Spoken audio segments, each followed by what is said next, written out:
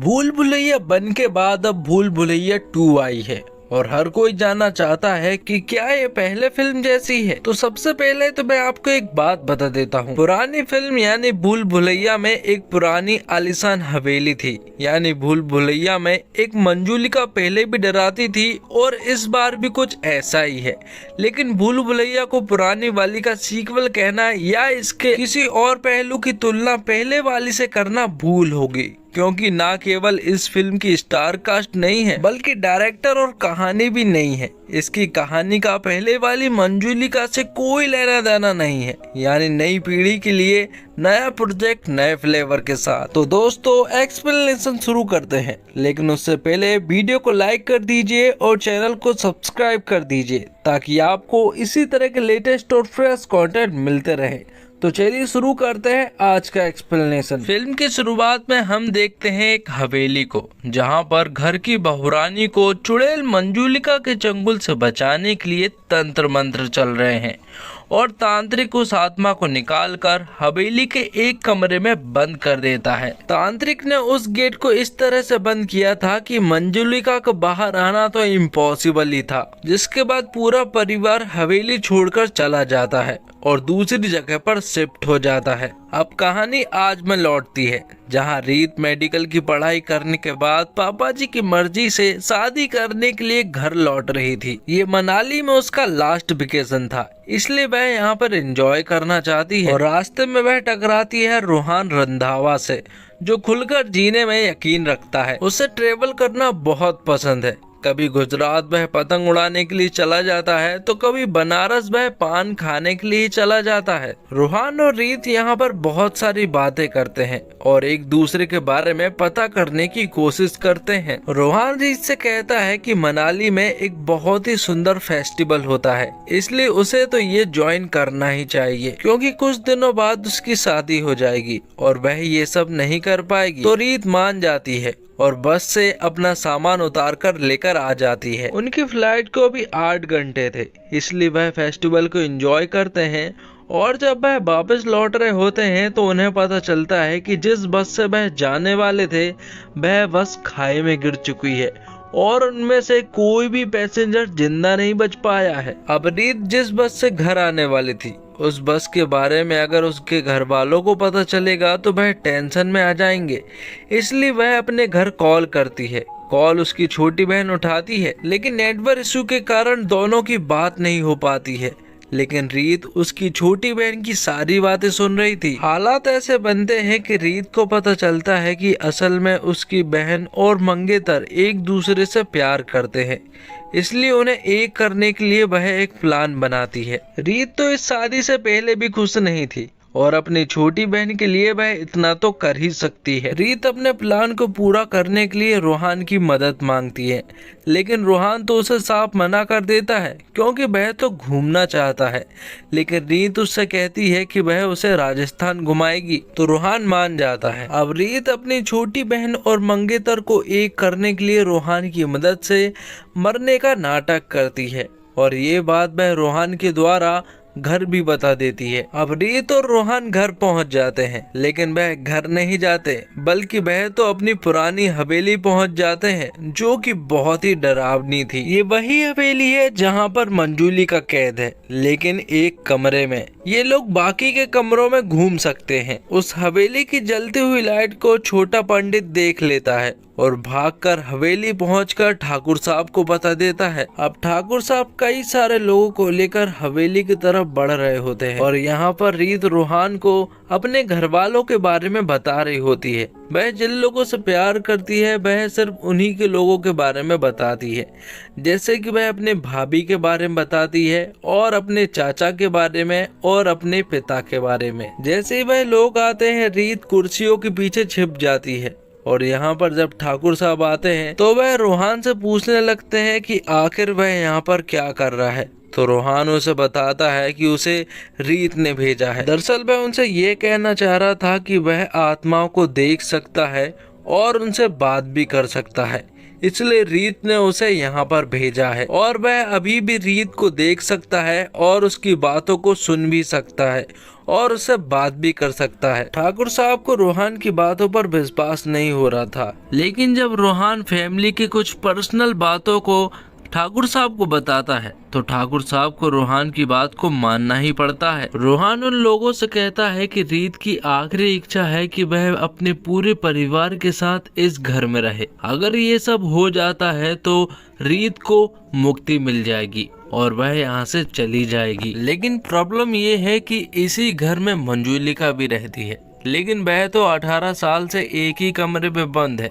इसलिए ठाकुर साहब कहते हैं कि अगर रीत की आखिरी इच्छा यही है कि वह सबके साथ रहे तो वह यहाँ पर रहेंगे। अब सभी लोग भूतिया हवेली में शिफ्ट हो जाते हैं, जहाँ पर वह रीत का अंतिम संस्कार कर रहे होते हैं। तभी वहाँ पर रूहान आता है और वह उन सब से कहता है कि रीत की एक और आखिरी इच्छा है जिसे वह पूरा करवाना चाहती है और अगर ऐसा हो जाता है तो उसे जरूर मुक्ति मिल जाएगी। वह उनसे कहता है कि रीत की आखिरी इच्छा ये है कि उसकी छोटी बहन और उसके मंगेतर की शादी हो जाए उसी डेट पर जिस डेट पर रीत की होने वाली थी। वह नहीं चाहती कि उसके घर वाले रीत का अंतिम संस्कार करें और इस तरह से दुखी हों। अब छोटे पंडित को जब पता चलता है कि रूहान भूत से बात कर सकता है तो वह वहाँ के सरपंच को रूहान के पास लाता है और उससे कहता है कि सरपंच की अम्मा का हाल ही में देहांत हुआ है, लेकिन उसके पास कई सारे सोने के सीक्रेट थे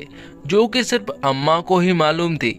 इसलिए वह चाहते हैं कि रूहान अम्मा के भूत से बात करे और उससे पूछे कि उसने सोने को कहां पर छिपा कर रखा है। अब रूहान जब सरपंच की अम्मा के रूम में था तो वहाँ पर अचानक से उसके हाथों से कुछ चीजें गिर जाती है और उसके हाथ कई सारा सोना लग जाता है जो कि वह बाहर लाता है। तो सभी लोग देखकर हैरान रह जाते हैं क्योंकि इस सोने को वह बहुत बार ढूंढ चुके हैं, लेकिन उनके हाथ कुछ भी नहीं लगा था। पब्लिक को रूहान के ऊपर विश्वास हो जाता है कि उसके अंदर शक्तियां हैं भूतों से बात करने के लिए, इसलिए वह लोग उसे रूहान से नहीं बल्कि रूहान बाबा से फेमस कर देते हैं और उसके पास एक ऐसी ड्रेस लाते हैं जो कि उसे सूट करे। वह उससे कहते हैं कि इस तरह की फंकी ड्रेस उस पर सूट नहीं करती, उसे इस तरह की ड्रेस पहननी चाहिए। और जब रूहान ब्लैक कलर की तांत्रिक वाली बाबाओं वाली ड्रेस पहनकर आता है तो लोग उसकी रूह बाबा के नाम से जय जयकार करना शुरू कर देते हैं। रूहान पूरे गांव में फेमस हो जाता है और सबको यही लगता है कि वह आत्माओं से बात कर सकता है, जबकि ऐसा तो कुछ भी नहीं था। एक तरफ तो ये सब कुछ हो रहा था, वहीं दूसरी तरफ रूहान और रीत के बीच में फीलिंग्स बढ़ने लगी थी और उनके बीच में नजदीकियां आने लगी थी। वह एक दूसरे को पसंद करने लगे थे। अब एक दिन रीत के चाचा और रूहान शराब पी रहे होते हैं और वह काफी ज्यादा मात्रा में शराब पी लेते हैं। रीत के चाचा रूहान से कहते हैं कि वह सारी आत्माओं से बात करता है तो वह मंजूलिका से क्यों नहीं बात करता। तो रूहान उनसे कहता है कि वह आज ही मंजूलिका से बात करेगा। इसलिए वह लोग हवेली जाने लगते हैं और जब वह उस दरवाजे की तरफ बढ़ ही रहे होते हैं कि तभी पीछे से रीत की भाभी उन्हें रोक लेती है। रीत की भाभी रूहान से कहती है कि अच्छा हुआ कि वह टाइम पर आ गई, वरना बहुत बड़ा अनर्थ हो जाता। वह रूहान से कहती है कि उसने बहुत सारी आत्माओं से बात की होगी, लेकिन मंजूलिका ऐसी वैसी आत्मा नहीं है, वह बहुत ही खतरनाक है और अगर वह एक बार बाहर आ जाएगी तो वह पूरी फैमिली वालों का सत्यानाश कर देगी। रीत की भाभी यहाँ पर फ्लैशबैक की एक स्टोरी सुनाती है जब वह दोनों बहनें छोटी थी। मंजूलिका और अंजुलिका दोनों ही सगी बहन थी और दोनों ही जुड़वा थी, लेकिन यहाँ पर उनके पिताजी सिर्फ अंजुलिका से ही प्यार करते थे और इसलिए ये बात मंजूलिका को बिल्कुल भी पसंद नहीं आती क्योंकि वह सिर्फ अंजुलिका से प्यार करते थे। उन दोनों बहनों के पिता को नृत्य और संगीत में महारत हासिल था, लेकिन अंजुलिका सिर्फ पढ़ाई पर ज्यादा ध्यान देती थी, लेकिन मंजूलिका तांत्रिक विद्याओं में ध्यान देने लगी थी। उसके पिता ने मंजूलिका को कई बार रोकने की कोशिश की, लेकिन मंजूलिका उनकी बात को बिल्कुल भी नहीं मानती थी और चोरी छुपे तांत्रिक विद्या सीखने लगी थी। मंजूलिका ठाकुर साहब के लड़के को पसंद करती थी और उससे शादी भी करना चाहती थी। और एक दिन ठाकुर साहब के यहाँ से शादी का रिश्ता आया। मंजुलिका को ऐसा लग रहा था कि ये रिश्ता उसके लिए आया है, बल्कि ये रिश्ता उसके लिए नहीं बल्कि उसकी बहन के लिए आया था। और ये सुनने के बाद तो मंजुलिका का गुस्सा 7वें आसमान पर पहुंच चुका था। अब अंजुलिका और कुंवर साहब की शादी हो जाती है, लेकिन मंजुलिका ने फिर अंजू को मारने की कोशिश की, लेकिन किसी तरह से अंजुलिका ने मंजुलिका को मार दिया था। इसके बाद भी मंजुलिका ने उनका पीछा नहीं छोड़ा था। तब मंजुलिका ने कुंवर साहब को ऊपर से नीचे फेंक दिया था, जिससे उनके बॉडी के पार्ट्स काम करना बंद कर देते हैं। और फिर किसी तरह से तांत्रिक को बुलाकर मंजुलिका को एक कमरे में कैद करवाया। और अब मंजुलिका 18 साल से उसी कमरे में बंद है। अब सीन प्रेजेंट में आता है, जहां पर हम देखते हैं कि रीत चोरी छुपे उस हवेली में छिपी हुई थी।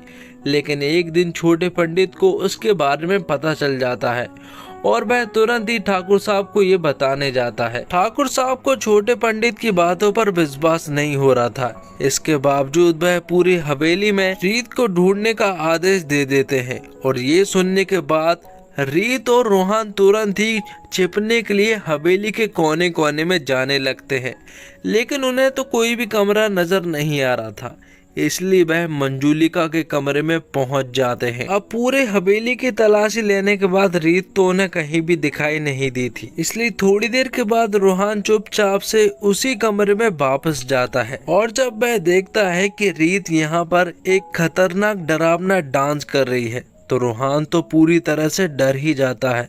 लेकिन रीत उसे बताती है कि वह मजाक कर रही है, यहाँ पर कोई मंजुलिका नहीं है, ये सिर्फ एक वहम है जो कि लोगों के दिल में है। अगले दिन हम देखते हैं कि जब छोटी बहन की शादी हो रही होती है, तो वहाँ पर बहुत ही ज़्यादा सुपर नेचुरल चीज होने लगती है। जैसे कि शादी के फंक्शन में बहुत सारे ढोलक हवा में उड़ने लगते हैं। और ये चीज़ देखकर रोहन तो समझ जाता है कि मंजुलिका तो जरूर बाहर निकल आ चुकी है। रोहन तुरंत ही रीत के पास जाता है और उससे कहता है कि जिस दरवाजे को हमने खोला था उसमें से सचमुच मंजुलिका बाहर आ चुकी है, क्योंकि उसने उड़ते हुए ढोलकों को देखा था, जो कि और कोई नहीं कर सकता मंजुलिका के अलावा। रीत उससे कहती है कि इस हालत में वह अपने घर वालों को छोड़कर नहीं जा सकती। अब एक रात जब हवेली की लाइट जा चुकी थी, तब भाभी को कुछ महसूस होता है। वह देखती है कि उसके आंगन में बहुत सारे कौवे हैं जो कि काऊ काऊ कर रहे होते हैं। ये देखकर भाभी को बहुत ही अजीब सी फीलिंग आती है और वह समझ जाती है कि मंजुलिका उस कमरे से बाहर आ चुकी है।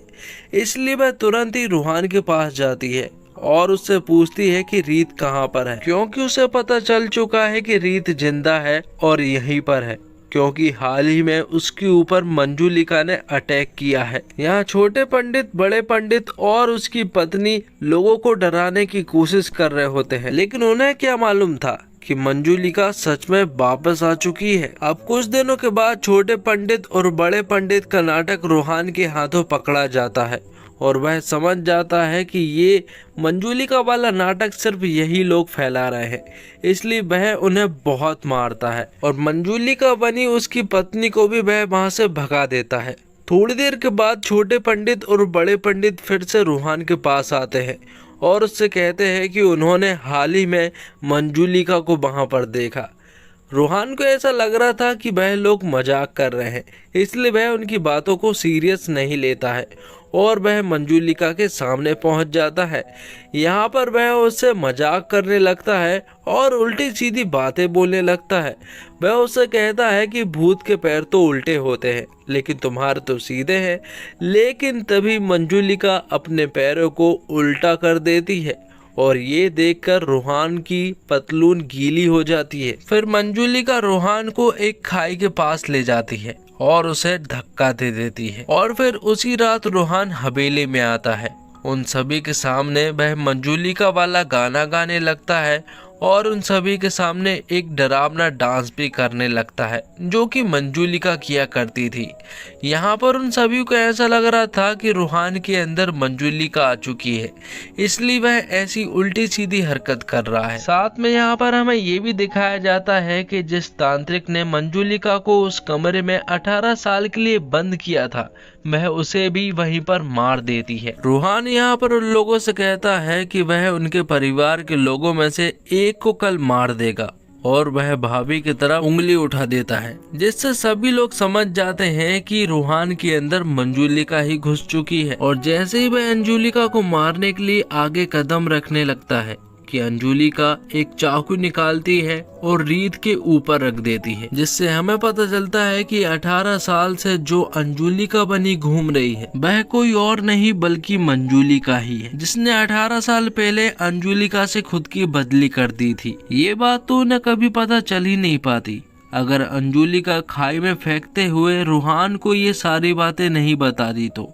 इसलिए रूहान और अंजुलिका का ये प्लान था ताकि वह मंजूलिका को सामने ला सके और सबके सामने उसका पर्दाफाश कर सके। और इसी के साथ ये एक्सप्लेनेशन यहीं पर खत्म होता है।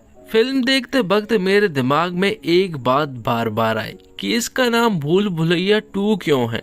वहाँ मंजूलिका के जरिए अवनी की मेंटल हेल्थ पर बात की, यहाँ मंजूलिका को ही भूत बना दिया, कुछ पुराने किरदारों को सिर्फ उसके नाम के लिए यूज किया।